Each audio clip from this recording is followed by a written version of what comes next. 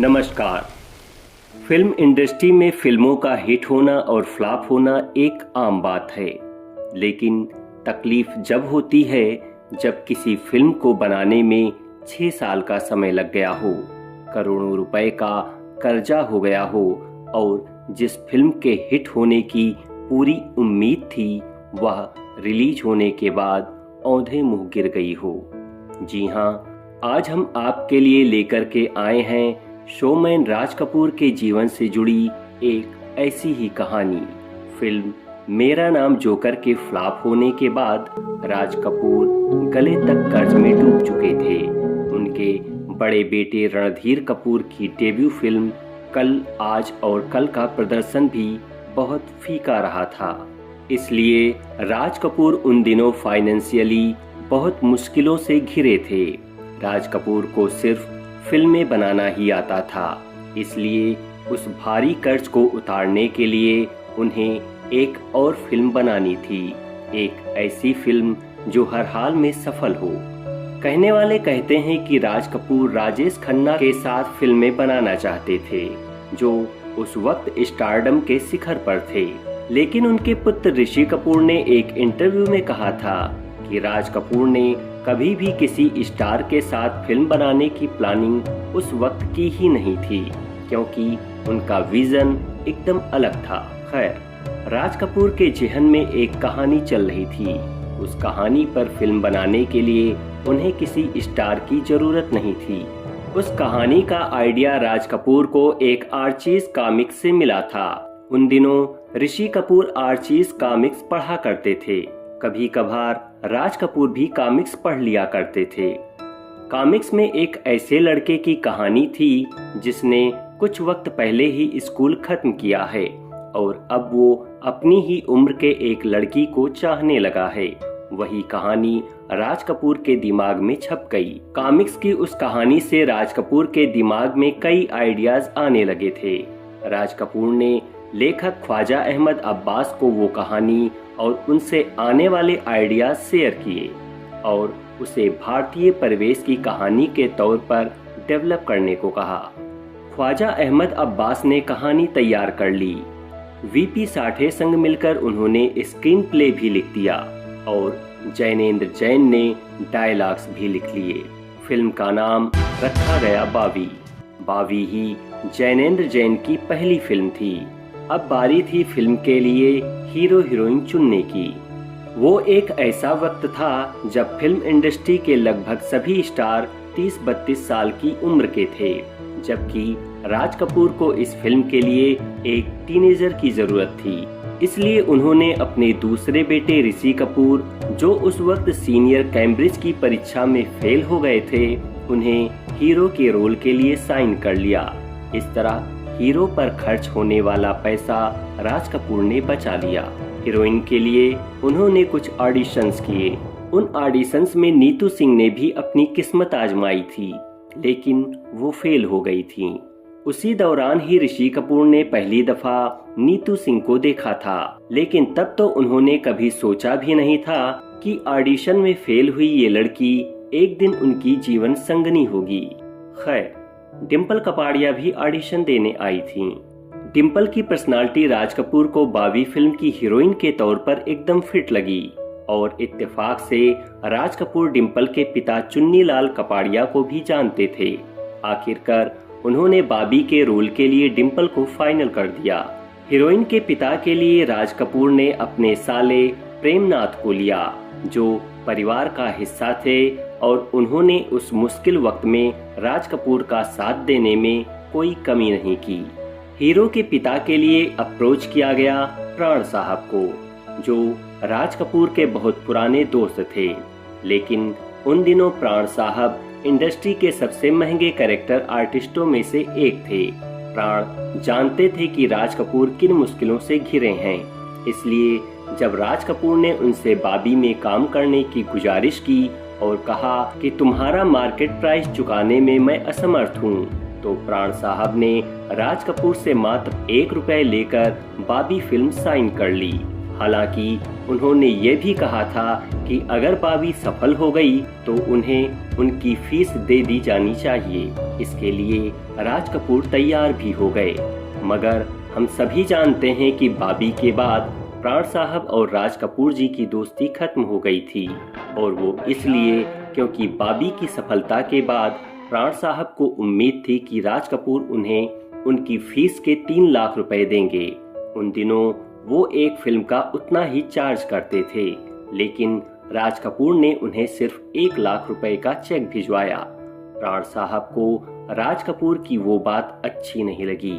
उन्होंने वो 1 लाख रुपए का चेक राज कपूर को वापस लौटा दिया। उसके बाद कभी भी प्राण साहब ने राज कपूर की किसी फिल्म में काम नहीं किया।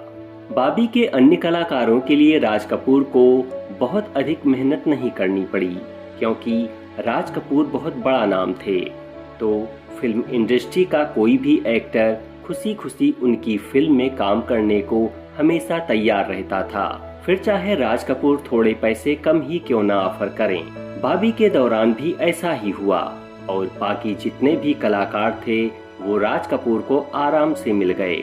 बाबी न सिर्फ ऋषि कपूर और डिम्पल कपाड़िया की लॉन्चिंग फिल्म थी, बल्कि अरुणा ईरानी की भी रिलॉन्चिंग फिल्म थी। बाबी से पहले अरुणा ईरानी का कैरियर लगभग खत्म ही हो गया था।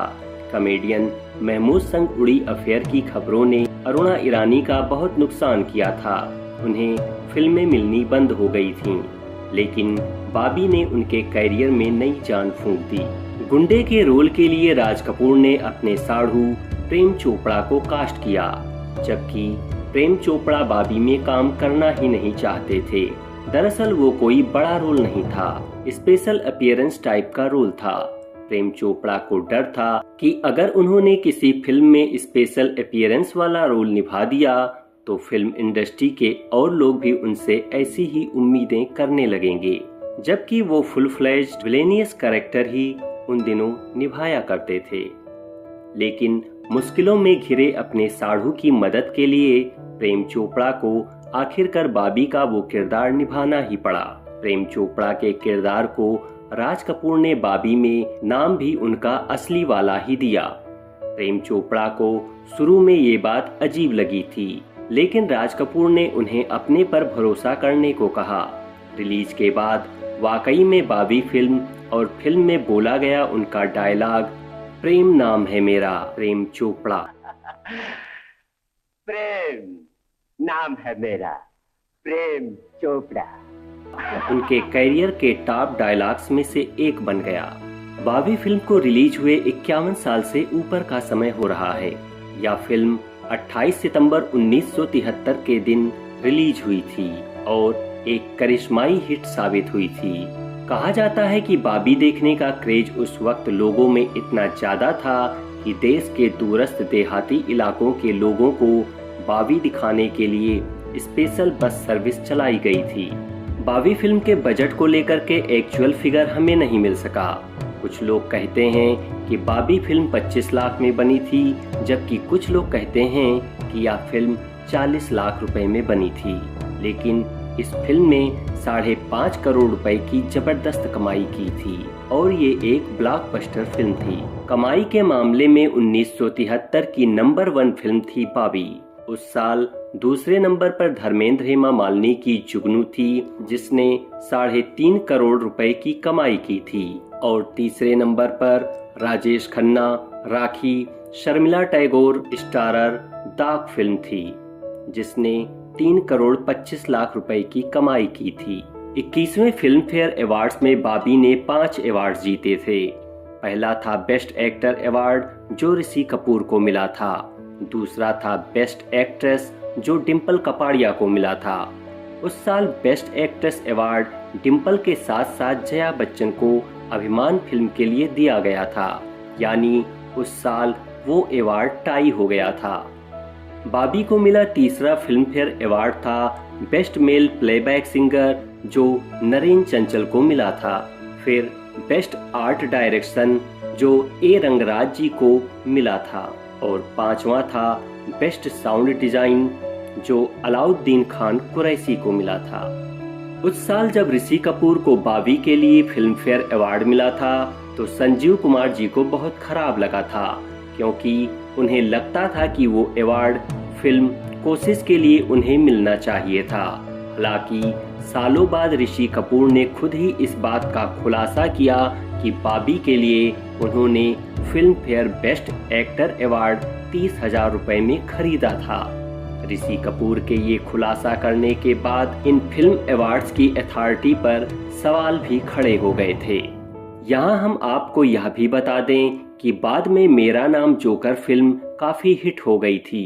यह फिल्म क्लासिकल मूवी के रूप में शुमार हुई। इस फिल्म में डाले गए गीत जाने कहाँ गए वो दिन, जीना यहाँ मरना यहाँ जैसे गीत सदा के लिए अमर हो गए।